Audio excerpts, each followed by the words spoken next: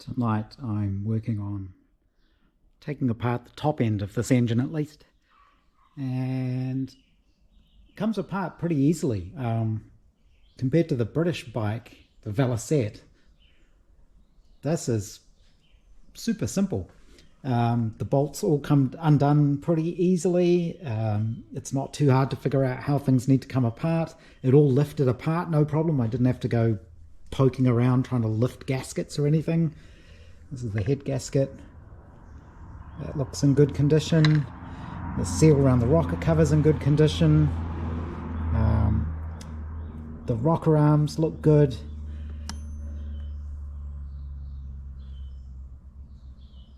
You can see where it's been rubbing, but there's no real wear. The cam looks good. Cam gear looks good. The timing chain looks good. The cam guide, which is this, I'm assuming that's not too worn out. I'm not sure if there's a measurement. I need to look up some numbers. But this is the cylinder head, little tiny valves. I mean, that's so small. Lots of oil in there, but that all looks pretty clean.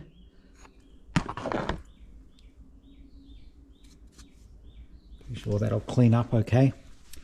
And I've got the cylinder barrel off and the pistons out. So I can only measure things so accurately. I've got these little bore gauges. As far as I can tell, these are nominal bores. I measure them at just under 44 millimeters, 44.9 something, but my measuring isn't that accurate. I think the first oversize is plus quarter of a millimeter, and then half a millimeter, something like that. I got the piston out, gudgeon pins came out, no problem. They feel nice and tight in the little ends, so they're all fine. The big ends all seem fine. I can't feel any play or anything.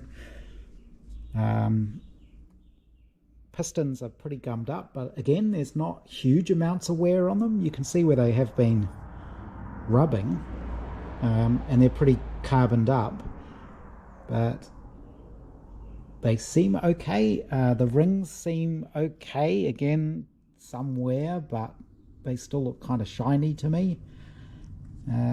I did take the top ring off and put it in the bore, squared it up and measured the gap, and I got 0.85 of a millimeter. I'm not sure what it should be, so I'll go look that up. But I don't know how loose these should be in the bore. That's obviously without the ring in place, but these are tapered, so you can actually pretty easily get the pistons back in there.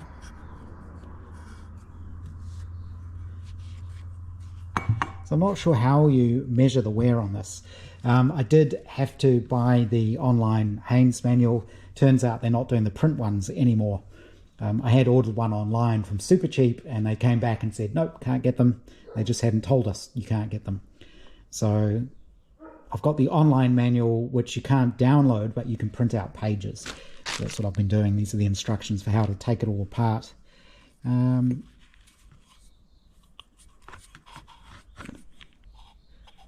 So you can see there is a little bit of rocking on there. Again, this is one of these things where if you've never taken one apart before and you don't know what a good one's like, it's hard to know. So I'll have to keep reading through the manual, see if I can come up with some numbers. I'm pretty sure there are numbers in there about how you inspect it and measure it. But yeah, it's super easy to take apart. I didn't think to drain the oil before I did that. I'm not going to go into the bottom end of this. I don't think there's any need to. I suspect the gearbox is also okay. Not sure about the clutch, but that's something I can look at once it's back together and running. So I'm not sure what the cause of all the oiling is going to be. I think the next thing I need to do is get the valve here out, the valves out rather, and then check if there's wear in there and oil was getting in from the top. So this is the oily side. So I don't think you can tell with the spring pressure on there. The spring moves. So I think that'll be the next thing, is get the valves out and have a look at those. But yeah, new barrels and pistons, gudgeon pins, rings are relatively cheap. And some parts have started arriving. Those are inner tubes. The rear wheel, these are rubber bushes in there. I think it's called a cush drive. These seem fairly loose in there. I don't know that they should be that loose. I think what's happened is the inside of these is worn. You can get new bushes, but I have no idea how you'd get those out, because can't see any way from the back that you can tap them out. I don't know how you would pull them out, so maybe it's better to leave those alone.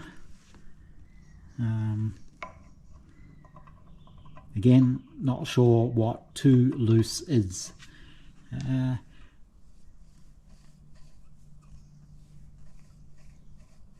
That sounds a little bit crunchy, that wheel bearing.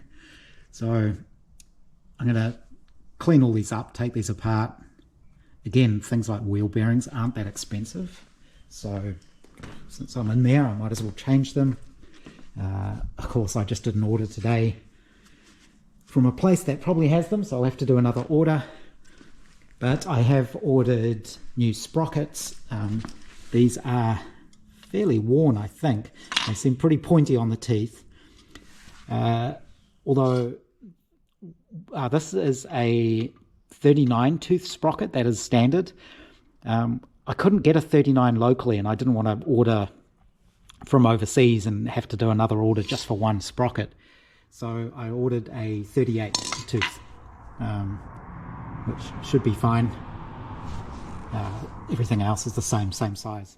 But I've also ordered new brakes, just because I'm not quite sure what state these are in. I think that was $35 for a set of rear brake shoes. The front, I'm not so sure about where I'll get the pads from. I need to check and see how worn those are. So that's all coming along. New tyres should be on the way. I'll get the tyres off these and clean the wheels up. So new rear sprocket. I got a new front sprocket as well. Again, this stuff's actually pretty cheap. This also seems quite pointy. Wear on there, or movement on there, apparently is relatively normal for these. Don't know if it should be that much, but we'll replace the sprocket and have a look. Hopefully the splines aren't worn. I don't think they will be. And a new chain. What else? I think that's it. So I'm just waiting for lots of bits and pieces. I quite like the buying bits and pieces and then waiting for them to arrive. That bit's quite exciting. So I've labelled everything, and I was really careful when I took the piston rings off to not mess anything up or muddle anything up. Just to keep everything exactly where it needs to go. The pistons are marked which side is the front. So everything's bagged up. Yeah, might have a go at taking the valves off now, I think. That's probably the next thing to do. The sun's gone in. It's nearly 6 o'clock and it's getting cold in here. It's about 5 degrees at the moment. But I got the valves out, no problem. I used my Terry's, I think it is, valve spring compressor, but to get around the sort of angle, you basically stand it up on end like that, put it on there, and then I used a short length of metal tubing underneath there, and was able to compress it and then fish out the collets with my magnet on a stick just by poking it through the middle there. That worked really well, no problem. They came out super easily. Double valve springs, which I guess isn't unusual because this has to rev up to about 12,000 RPM. The valves look good. I did check for wobble in the guides and there's none, like absolutely nothing that I could feel. So I'm pretty sure the valve guides are all good. The valves look good. The inlet seats look good. The exhaust is a little bit carboned up. I've given it a bit of a spray with some carb cleaner and wiped it down, and the exhaust valve seats all look fine. I think they just need a lap, and they should be good. So what I'm wondering is it leaking around these? And these are little oil seal things on the end. I think they're plastic. You can see it sort of rotates. These ones don't. And I'm wondering if that's maybe where the oil's getting in, down through the back of the valve. It was the left-hand side exhaust. That one. There is quite a bit of gunk on the back of the valve there. I think I'll wire brush those and see how they come up.